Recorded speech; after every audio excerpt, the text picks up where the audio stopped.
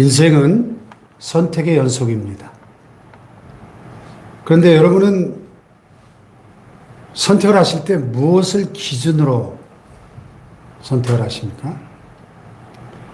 19세기 미국에 에드윈 토머스 부스라고 하는 연극계의 거장이 있었습니다. 그보다 더 성공한 배우가 없었습니다. 그는 15세라는 어린 나이에 리차드 3세라는 첫 공연에서 스타가 되었고, 짧은 기간에 셰익스피어 작품의 최고 연기자가 되었습니다. 뉴욕에서 그는 100일 동안 매일 밤 연속해서 햄릿을 연기하게 됐습니다. 그에게는 존 윌키스 부스라는 동생이 하나 있었는데, 그도 연기자였습니다. 하지만 존은 형 에드윈만큼 성공한 배우가 아니었습니다. 1863년도에 이 에드윈과 존 이 두 형제는 함께 줄리어스 시저, 로마의 황제죠, 그 공연을 했습니다. 그 공연에서 동생 존은 암살자 브루투스 역을 연기했는데, 그 줄리어스 시저 황제를 암살한 사람이 브루투스잖아요. 브루투스 너마저도 이러면서 믿었던 양아들 브루투스에게 암살당하는 그 암살자 역할을 이 동생이 했는데, 이것은 두 형제에게 다가올 운명을 암시하는 것이었습니다. 그로부터 정확히 2년 후에 줄리어스 시저 공연에서 그 암살자 브루투스 역할을 했던 그 동생 존이 다른 극장에서 실제로 암살자 역할을 하게 됩니다.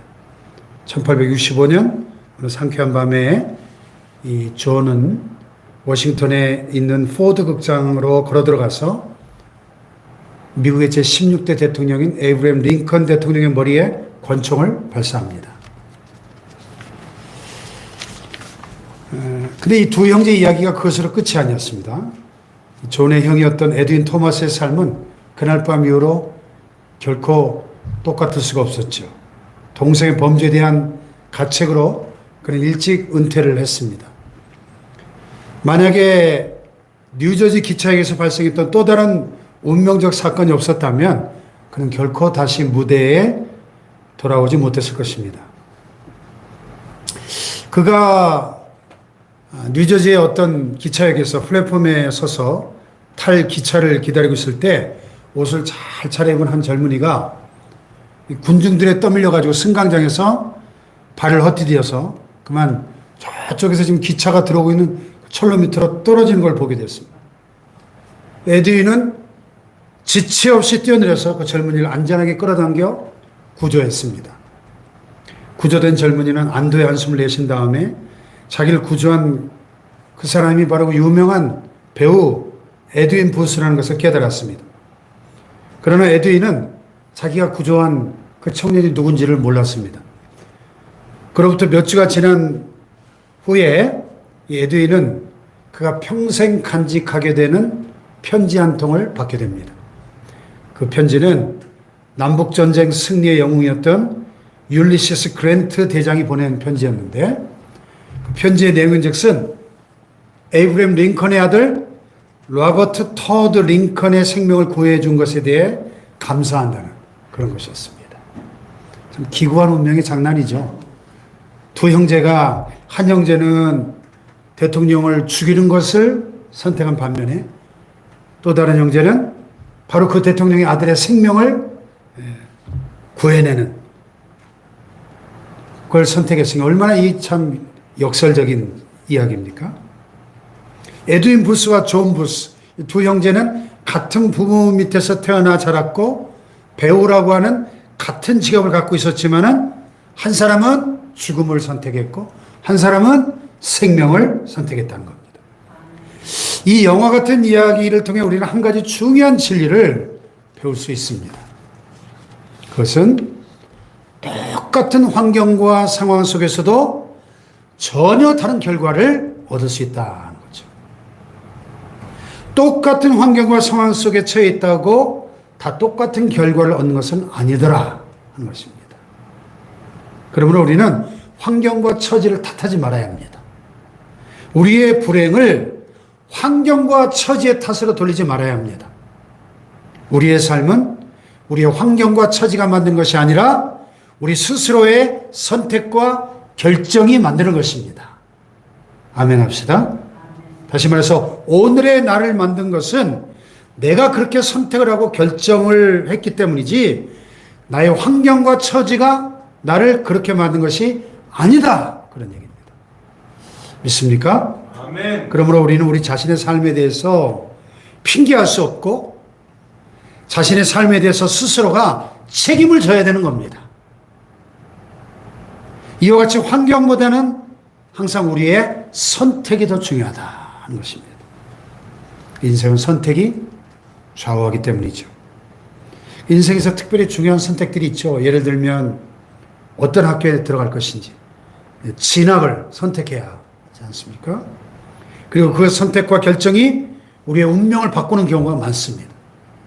만약에 그때 내가 그 학교에 진학하지 않았더라면 나의 운명이 달라졌을 사람이 많이 있습니다. 또 직장을 선택해야죠. 직장 선택도 얼마나 중요합니까? 왜냐하면 직장이 또 우리의 운명을 바꾸는 경우가 많기 때문입니다. 목수의 직업을 선택하면 목수가 되고 농업을 직업으로 선택하면 농부가 되고 장사를 직업으로 선택하면 장사꾼이 됩니다. 또 배우자를 선택해야죠. 공부를 마치고 취직을 하면 이제 결혼 대상자를 만나기 시작합니다. 그래서 가정을 이룰 준비를 합니다. 근데 이 배우자를 선택하는 것이 우리의 삶을 좌우하는 경우가 얼마나 많습니까? 김 씨에게 시집을 가면 김 씨 집안 사람이 되고 이 씨에게 시집을 가면 이 씨 집안 사람이 되는 겁니다. 요즘 언론에 자주 오르내렸던 김건희 여사를 보면 윤석열이라는 검사를 뒤늦게 배우자로 선택을 했더니 어느 날 갑자기 대통령 영부인이 되어 있습니다. 그렇죠? 피겨스타 김연아가 고우림이라는 가수와 10월에 결혼한다는 어제 뉴스를 봤는데 목사님 아들이래요. 그래서 참 다행이다. 목사 아들 신랑으로 맞아서 좀 신앙의 깊은 세계로 들어가면 얼마나 더 좋겠어요. 네. 만약 그래서 원래는 카톨릭으로 제가 알고 있는데 김연아가 올바른 더 성경적인 신앙을 갖게 된다면 진짜 배우자 잘 만난 거죠. 할렐루야. 아멘. 자, 이렇게 인생에 있어서 선택이 중요하다면 우리가 선택과 결정을 어떻게 해야 될 것인가? 이게 관건이죠. 어떻게 선택하고 결정하는 것이 가장 좋을까요? 그 선택의 기준이 뭐냐 하는 거죠. 오늘 세 가지 기준을 이렇게 나누고 기도 제목으로 삼으려고 합니다. 첫째는 아마 처음 들어보는 말일 텐데요. 아하리트의 빛 아래에서 선택하라. 아하리트. 아하리트란 말은 구약 성경의 히브리어인데요. 끝, 마지막 이런 뜻입니다. 이 말이 구약에 총 65번 나오는데 그 중에서 20%인 13번이 잠언에 나와요. 자, 예를 들어 잠언 19장 20절에 보면 잠언 전체에 기록 목적이 명시가 되어 있는데 이런 말씀입니다. 너는 권고를 들으며 훈계를 받으라. 그리하면 네가 필경은 지혜롭게 되리라. 필경은 우리말에 필경은 이게 히브리어로 아하리트예요. 아하리트. 다시 말해서 하나님의 말씀을 우리가 귀 기울여 잘 듣고 그것을 받아들이면 비록 지금은 바보 같아 보이고 어리석은 것 같아도 아하리트, 필경에는 끝에 가서는 가장 지혜로운 자가 된다. 그런 얘기입니다. 아멘. 그러므로 인생을 이 아하리트의 빛 아래서, 즉 끝에 빛 아래서 보고 결정하고 선택하며 살아라. 그런 얘기입니다. 이것이 하나님이 말씀하시는 거예요. 아멘. 아멘. 인생은 선택의 연속이고 그 선택이 인생의 운명을 좌우하는데 과연 어떻게 선택하는 것이 가장 잘 선택하는 것인가? 이렇게 끝을 보면서 선택하고 결정하는 것이 가장 잘하는 것이다. 가장 지혜로운 선택이다 하는 겁니다. 4명의 아주 친한 여자친구들이 있었습니다. 그들은 각각 다 결혼을 해서 각각 딸을 하나씩 낳았어요. 첫째 친구의 딸은 얼굴은 이쁘지 않았지만 머리가 아주 좋아가지고 공부를 잘했습니다. 엄마 속도 안 썩이고 공부만 열심히 했습니다. 학교에서 늘 상장을 받아왔어요.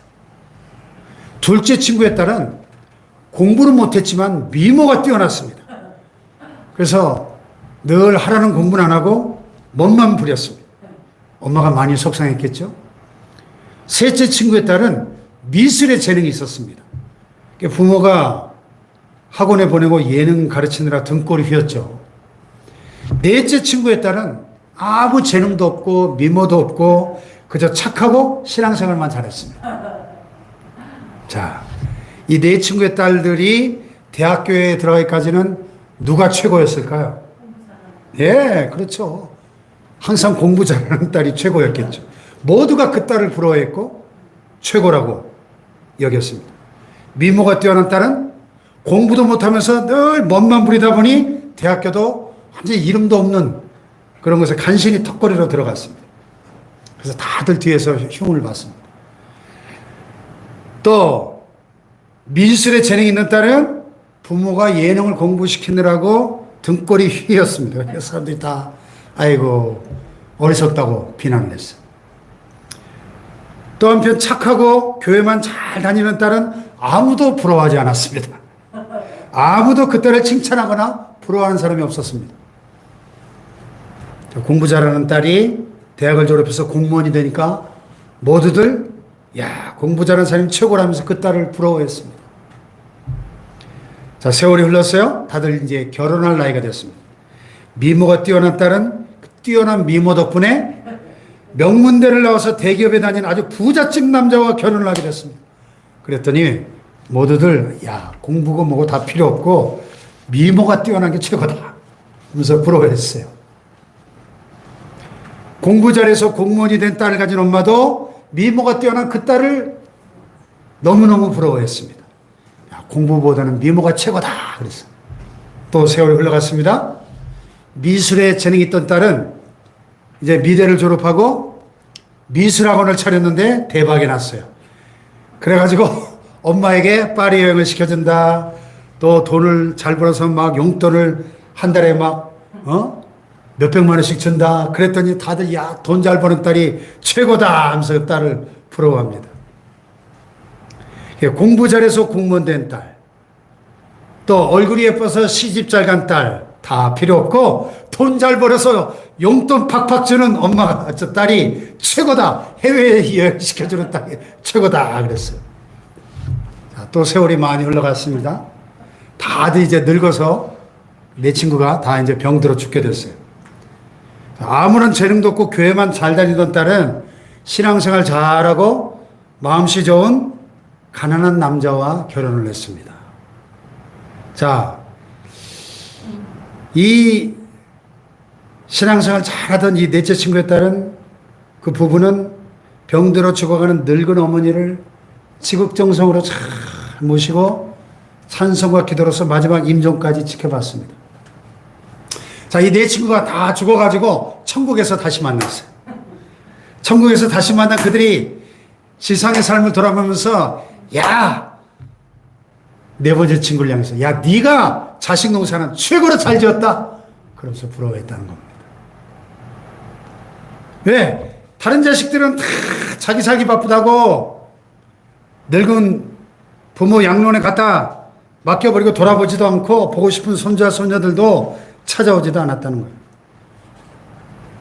자, 여러분, 가장 좋은 것은 끝이 좋아야 한다는 이야기죠. 끝이. 아멘. 아멘. 그러면 어떤 선택이 정말 잘하는 선택이냐? 아하리트의 비달에서 선택하라 하는 거예요. 한번 따라해 볼까요? 아하리트의 비달에서 선택하라. 아하리트라는 히브리어를 좀 기억을 하세요. 어떤 선택을 해야 될까 할 때 아하리트. 끝에 비달해서 끝을 보고 선택하고 결정하는 끝을 보고. 바로 이것이 성경이 가르쳐주는 진리다. 것입니다. 이렇게 끝을 보고 선택하고 결정하는 것이 좋은 이유는 그것이 불행을 막을 수 있기 때문입니다. 불행을. 그래서 오늘 본문은 이렇게 말씀하고 있는 거예요. 자, 3절에서 6절을 다시 한번 보겠습니다.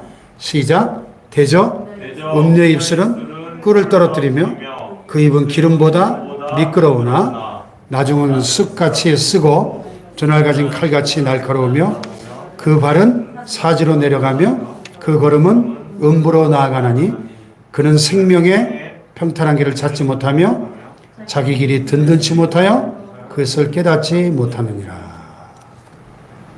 남자들을 유혹하는 여자들 있죠. 오늘 성경에서는 그런 여자들을 음녀라고 부릅니다. 우리나라에서는 흔히 꽃뱀 이렇게 부르죠. 꽃뱀. 그런데 이런 여자들은 처음에는 그 입술이 꿀과 같이 달고 그 입이 기름과 같이 미끄럽다는 거예요. 멍청한 남자들이 그것만 보고 달려들다가 나중에는 아하리트에, 이 나중은, 이 사절의 나중은 아하리트가 또 나옵니다. 아하리트. 나중에는 어떻게 돼요? 쑥같이 쓴맛을 보게 되고 두 날이 날카롭게 선 예리한 칼에 맞아가지고 사지로, 음부로, 지옥으로 내려가게 된다. 근데 이렇게 나중을, 아하리트를 생각하는 사람들은 절대 넘어가지 않는다는 거예요. 내가 이 음료의 유혹에 넘어가면 우리 가정은 어떻게 되지? 내 아내는 어떻게 되지? 내 자식들은 어떻게 되는 거지? 우리 부모님들은 어떻게 되는 거지? 이것을, 즉 끝을 생각하는 자들은 음료의 유혹에 넘어갈 수 없다는 것입니다. 그래서 불행을 피하게 된다는 것이죠. 이렇게 아하리트에 비달해서 선택하고 결정하면 불행을 피할 수 있다는 것입니다. 아멘. 그러므로 이 아하리트에 비달해서 선택하고 결정하는 것이 가장 잘 선택하는 것입니다. 할렐루야. 그렇기 때문에 하나님은 인류 최초의 사람 아담과 하와를 창조하신 후에 선악과를 따먹으면 그들이 겪게 될 아하리트를, 끝을 미리 말씀해 주신 거예요. 내가 선악과를 따먹으면 어떻게 된다? 정령 죽으리라. 반드시 죽는다. You will surely die. 끝을 가르쳐줘요. 끝을. 이 죽음은 가장 끝에 오는 것이지 않습니까? 하나님이 이렇게 가장 끝에 오는 것을 가르쳐 주신 거예요. 아멘. 근데 마귀는 끝을 말해주는 것이 아니라 처음을 이야기해 주죠. 그거 먹으면 네 눈이 밝아져서 하나님과 똑같이 될 거야. 이렇게 사기를 치는 겁니다. 눈이 밝아지는 건 사실이죠. 예, 이건 처음에 오는 것입니다. 자, 술을 마시면 처음에 기분이 좋아요, 나빠요? 엄청 좋아요. 저도 옛날에 좀 먹어봤거든요. 엄청 기분 좋습니다. 근데 깨고 나면 그 끝은 항상 비참하고 더럽습니다. 예. 아담과 하와는 끝을 보지 않고 처음만을 보면서 선악과를 따먹은 거예요. 먹음직하고 보암직하고 지혜롭게 할 만큼 탐스럽기도 한 나무를 따먹는 거예요. 처음만 보고. 그 끝을 보여주질 않아요. 이렇게 끝을 보지 않고 처음만을 보고 결정하고 선택하면 다 불행하게 되는 것입니다. 이렇게 아하리트에 비달해서 선택하고 결정하는 것이 가장 좋은 것이고 지혜로운 선택입니다. 그러나 처음만 보고 선택하고 결정한 자들은 어리석은 자들이다. 그런 얘기죠. 아멘. 두 번째는 하나님의 말씀과 함께 선택해야 돼요. 자, 이렇게 끝을 보고 선택을 해야 되는데 이게 최선의 선택인데 문제는 우리 인간에게 한계가 있다는 것입니다. 우리가 지금 이 일이 어떻게 될지 그 결과를 끝을 알 수가 없죠. 우리는 하나님이 아니기 때문에, 인간이기 때문에 이 일이 장차 어떻게 될지 알 수가 없어요. 그렇잖아요. 지금 내가 가고 있는 이 길이 어디로 가고 있는 길인지를 우리는 모릅니다. 그렇다면 우리가 어떻게 그 일의 끝을 보고 선택할 수 있을까 하는 거예요. 방금도 말씀드렸지만 마귀는 늘 처음만 보게 합니다. 처음만. 사실은 마귀도 우리 인간처럼 진정한 끝을 몰라요. 예수님이 뭐라 그랬습니까? 종말에 대해서 때와 기한에 대해서 말씀하시면서 그러나 그 날과 그때는 아무도 모른다 그랬죠. 하늘의 천사들도 인자도 모르고 오직 아버지만 아신다. 아버지만. 그러니까 미래에 되어질 일은 사실 아무도 몰라요. 하늘의 천사들도 마귀도 몰라요. 그러므로 사탄이 우리에게 일의 끝을 보여줄 수는 없습니다. 사탄이 보여주는 것은 시작뿐이에요. 사탄은 우리에게 일의 시작만을 보게 합니다.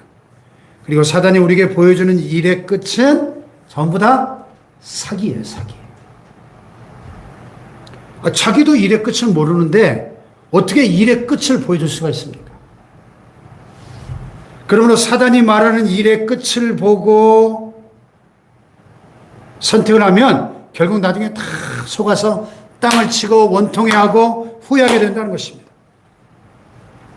근데 사람은 미래를 못 보지만 지금은 볼 수 있기 때문에 이 사단의 가르침을 더 신뢰하고 잘 받아들이는 거예요, 어리석은 인간들이. 하나님은 끝을 보게 하십니다. 끝을. 하나님만이 일의 끝을 아십니다. 하나님만이 일의 끝을 보실 수가 있습니다. 하나님만이 진정한 미래를 아시는 분이기 때문에. 그래서 항상 하나님은 일의 끝을 보고 일을 하시는 분입니다. 그러므로 하나님은 우리에게 일의 끝을 보고 선택하라 이렇게 말씀하시는 거예요. 그래서 하나님은 이렇게 일의 끝을 우리에게 가르쳐 주기를 원하십니다. 근데 하나님이 가르쳐 주셔도 인간은 그 끝을 보지 못합니다. 그래서 이 끝을 가르쳐 주시는 하나님의 가르침을 잘 받아들이질 못하고 그걸 깨닫지도 못하고 믿지도 않으려고 해요. 그래서 하나님은 이 모든 일의 끝을 하나님의 말씀에 다 자세하게 기록해 놓으신 겁니다. 그러니까 성경은 우리가 가는 이 길이 어디로 가는 길인지를 가르쳐주는 인생길의 이정표예요. 이정표. 우리는 우리가 선택하고 가는 길의 끝을 가보지 못하고 갑니다. 인생은 여러분 미지의 세계를 여행하는 나그네와 같아요. 우리는 한 번도 가보지 않은 길을 가는 거예요, 사실은. 그래서 우리가 가는 길의 끝이 어디가 될지 몰라요. 그러나 이정표를 보면 이 길이 어디로 가는지를 알 수 있어요, 없어요? 알 수 있죠. 우리가 운전하다가 이정표를 보면 부산 이렇게 되어 있으면 그 길로 가면 부산으로 가는 거죠. 서울 그 길로 가면 서울로 올라가는 거죠. 성경은 인생길의 이정표입니다. 지금 내가 가는 이 길에서 나는 이 길이 어디로 가는지 모르지만 이 이정표를 보면 이 길이 어디로 가는지 알 수 있다는 얘기입니다. 아멘. 네. 우리는 이 이정표를 믿어야 됩니다. 성경 말씀을 믿어야 합니다. 믿지 못하면 아무 소용이 없습니다. 이와 같이 우리는 우리가 가는 길을 모르지만 그러나 하나님의 말씀을 통해서 우리가 가는 길이 어디로 가는 길인지를 분명하게 알 수 있다는 것입니다. 할렐루야. 아멘. 그러므로 우리는 길을 선택할 때는 언제나 하나님의 말씀과 함께 선택해야 됩니다. 이 선택의 기로에 설 때마다 하나님의 말씀을 많이 읽고 묵상하시기를 축복합니다. 아멘. 할렐루야. 아멘. 마지막 세 번째로 가지 않는 길을 부러워하지 말라는 거예요. 가지 않는 길. 인간에게 분명히 한계가 있기 때문에 모든 길을 다 갈 수 없죠, 우리가. 인생은 결국 길을 가는 것인데 우리는 인간이기 때문에 한 길로만 가지 모든 길을 다 갈 수는 없어요, 동시에. 학교도 그렇잖아요. 아예 한 학교만 다녀야지 내가 막 두 학교, 세 학교 이상을 동시에 다닐 수 있습니까? 직장도 내가 한 직장에 에만 취직을 해야지 두 직장을 동시에 풀타임으로 다닐 수는 없는 거예요. 결혼도 한 사람하고만 해야지 두 사람과 동시에 할 수 있습니까? 네. 이렇게 인간은 한 길밖에 못 가기 때문에 문제가 있어요. 그래서 그 유명한 미국에 계신 로버트 프로스트라는 분이 The Road Not Taken, 가지 않은 길, 이런 유명한 시를 노래했어요. 제가 고등학교 2학년 때 이 시가 국어 교과서에 실려 있었는데요. 국어 선생님이 참 국어를 잘 가르치셨어요. 서울대에 나오신 분인데 진짜 국어 시간이 너무 재밌었어요. 그래서 이 로버트 프로스트의 시를 암송하면서 해설하던 생각이 납니다. 한번 들어보세요. 이런 시예요. 노란 숲 속에 길이 두 갈래로 나 있었네. 나는 두 길을 다 가지 못하는 것을 안타깝게 생각하면서 오랫동안 서서 한 길이 굽어 꺾여 내려간 데까지, 바라다 볼 수 있는 데까지 멀리 바라다 보았다네. 그리고 똑같이 아름다운 다른 길을 택했네. 그 길에는 풀이 더 있고 사람이 걸은 자취가 적어 아마 더 걸어야 될 길이라고 나는 생각했다네. 그 길을 걸음으로 그 길도 거의 같아질 것이지만 그날 아침 두 길에는 낙엽을 밟은 자취는 없었네. 아, 나는 다음 날을 위하여 한 길은 남겨두었네. 길은 길에 연하여 끝없으므로 내가 다시 돌아올 것을 의심하면서 머나먼 훗날에 나는 어디선가 한숨을 쉬며 이야기할 것이네. 숲속에 두 갈래 길이 있었노라고. 나는 사람이 적게 간 길을 택하였노라고. 그리고 그것 때문에 모든 것이 달라졌노라고. 이런 시예요. 이 시의 내용이 이해가 되셨습니까? 자, 좀 설명을 해보면 오늘날 시인이 산길을 가는데 두 갈래 길이 나타났어요. 어느 길로 가야 할지를 몰랐습니다. 그래서 어느 길로 갈까 한참 망설이다가 더 좋아 보이는 한 길을 택해서 가게 됐습니다. 잠깐 이 길을 가다가 나중에는 저쪽 다른 길도 가야지 생각하면서 길을 갔습니다. 근데 길을 가다 보니까 다시는 돌아올 수가 없는 길이에요, 이게. 길이 계속 이어지니까. 그래서 계속 그 길로 가게 되었고, 그래서 이런 마음들이 생긴 겁니다. 선택하지 않은 다른 길이 더 좋아 보였습니다. 남의 떡이 더 커 보이는 법이고, 옆집 잔디가 더 푸르러 보이는 법이죠. 가지 않은 길이 더 좋아 보이는 겁니다, 항상. 이것이 길을 가는 우리 인간들의 생각입니다. 내가 가지 않는 길이 더 좋아 보입니다.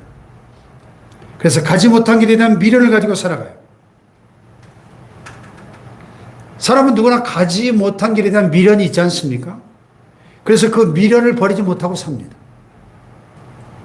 내가 사귀다가 결혼하지 않은 이성 친구가 계속 생각이 납니다. 그 이성 친구에 대한 미련을 버리지 못하고 삽니다. 이것 때문에 내가 가고 있는 길에 최선을 다하지 못합니다. 최선을 다해서 살아가지 못합니다. 이건 우리를 불행하게 만드는 거예요. 그러나 우리는 지금 내가 현재 가고 있는 이 길이 최고의 길이고 최선의 길이라는 믿음을 가지고 살아야 합니다. 할렐루야. 특별히 하나님의 섭리를 믿고 하나님의 인도하심을 믿는 우리 신앙인들은 지금 내가 걷고 있는 이 길이 하나님이 인도하신 길이다. 나의 선한 목자 되신 주님이 내 길을 인도하고 계시니까 이 길이 최선의 길이다. 이 길이 최고의 길이다. 이렇게 믿어야 된다는 겁니다. 할렐루야. 아멘. 가지 않은 길에 대한 미련 없이 버리시길 바라요. 할렐루야. 아멘. 지금 여러분이 가고 있는 그 길이 여러분에게 최고의 길입니다. 아멘이 안 나오네. 아멘. 오늘 이 길이 최고의 길입니다. 아멘. 오늘이 가장 젊은 날, 이런 트로트가 있던데 오늘이 가장 젊은 날일 뿐만 아니라 오늘이 최고의 날입니다. 하나님 주신 최고의 선물입니다.